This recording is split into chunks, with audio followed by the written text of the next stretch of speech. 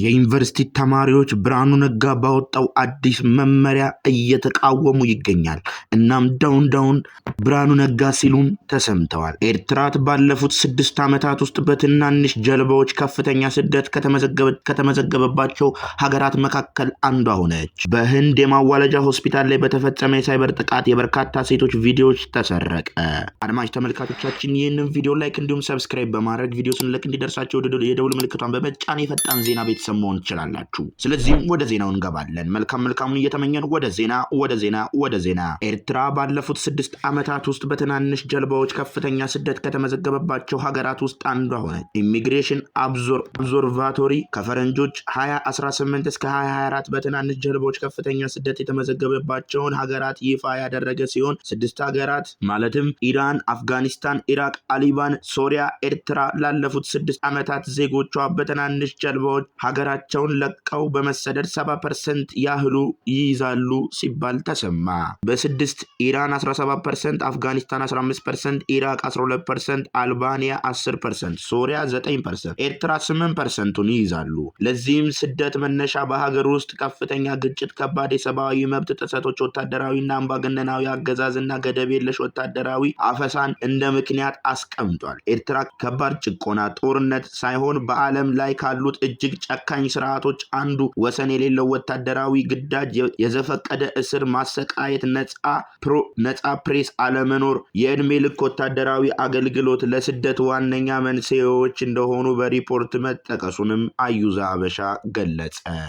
የማይሰማ ነገር የለም። በህንድ የማዋለጃ ሆስፒታል ላይ በተፈጸመ የሳይበር ጥቃት የበርካታ ሴቶች ቪዲዮ ተሰረቀ። ሆስፒታሉ የተገጠመውን የሲሲቲቪ ካሜራ ቪዲዮዎች ከተጠለፉም በኋላ በቴሌግራም ላይ እየተሸጡ ነው ተብለዋል። ካሜራዎቹ የተገጠሙት የሐኪሞች ደህንነት ለመጠበቅ ነበር ሲባል በመላው ሀገሪቱ ከ50,000 በላይ የሲሲቲቪ ቪዲዮዎች መጠለፋቸውን መሸጣቸውንም ፖሊስ አስታውቋል። በህንድ የሲሲቲቪ ካሜራዎች በቂ የሳይበር ደህንነት ስልጠና ባልወሰዱ ሰዎች እንደሚገጠም የተጠቀሰ ሲሆን ይህም በቀላሉ ለጥቃት እንዲያጋልጥ ተደርጓል ተብሏል።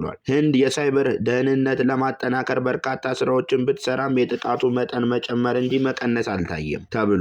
ጥቃቱ ተፈጸመ የተባለበት የጉጅራት አካባቢ ፖሊስ በህንድ ሆስፒታሎች፣ በትምህርት ቤቶች እና በሌሎች ቦታዎች የሚገኙ የሲሲቲቪ ካሜራዎች ኢላማ የሚያደርጉ የመረጃ መዝባሪ ኔትወርክ እንዳለ ገልጿል። የተሰረቁ ቪዲዮዎች ከ800 እስከ 2000 የህንድ ገንዘብ $9 እስከ $22 እየተሸጡ መሆኑን ሲገለጽ፣ በሰብስክሪፕሽንም ደግሞ የሲሲቲቪ ካሜራዎች የሚቀርጹትን በቀጥታ መከታተል ይችላሉ ተብሏል። ፖሊስ ከዩቲዩብ እና ቴሌግራም ጋር በመነጋገር ቪዲዮዎቹን እንዲወርዱ ተደርጓል ያለ ሲሆን ከባለፈው የካቲት ወር ጀምሮ 8 ሰዎች መታሰራቸውን ገልጸዋል። የማይሰማ ጉድ የለም። አሁን ደግሞ በኢትዮጵያ ምን እየመጣ ነው?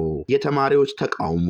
ትምህርት ሚኒስቴር ከመጪው ዓመት ጀምሮ ተግባራዊ ለማድረግ ያቀደውን አስገዳጅ መመሪያ ተቃውሞ ገጠመው። የኢፌዴሪ ትምህርት ሚኒስቴር ከመጪው ዓመት ጀምሮ ከከፍተኛ ትምህርት ተቋማት ተማሪዎች ላይ ተግባራዊ ለማድረግ ያቀደውን አስገዳጅ መመሪያ ተቃውሞ እንደገጠመው ተገለጸ። የትምህርት ሚኒስቴር የከፍተኛ ትምህርት ተቃውሞ ተማሪዎች 3ኛ ዓመት ትምህርታቸውን ሲያጠናቅቁ ለ1 ዓመት የማህበረሰብ አገልግሎት እንዲሰጡ የሚያስገድደው መመሪያ ከመጪው ትምህርት ዘመን ጀምሮ ተግባራዊ ለማድረግ እቅድ እንዳለው አሳውቆ ነበር። መመሪያውን የተቃወመው የተለያዩ ዩኒቨርሲቲ ተማሪዎች ከትላንት ጀምሮ በአገሪቱ በተለያዩ ትምህርት ተቋማት የተቃውሞ ድምጽ መሰማት ላይ መሆናቸውን ታወቀ። ተማሪዎቹ የሚኒስቴር መስሪያ ቤት ያወጣው አስገዳጅ መመሪያ ያለ መምህርነት ሙያ ስልጠና ተግባራዊ ማድረግ ተገቢ እንዳልሆነ አንስተዋል። የትምህርት ሚኒስቴር በበኩሉ የመጀመሪያ ዲግሪ ያላቸውን ተመራቂ ተማሪዎች የ1 ዓመት የማስተርስ ስነ ዘዴ ኮርስ በመውሰድ ለመምህርነት ብቁ መሆን እንደሚችሉ በቅርቡ አስታውቋል። አድማጭ ተመልካቾቻችን ከዚህም ባለፈ እንደተሰማነው ከሆነ ዳውን ብርሃኑ ነጋ ሲሉም አንዳንድ ቪዲዮዎች ላይ ተሰምተዋል። እስካሁን ከኛ ጋር ስለሆናችሁ እናመሰግናለን። መልካሙን እየተመኘን ቸርቸር እንዲገጥማችሁ እያሰብን እስከ ነገ መልካም ነገ ሸራውት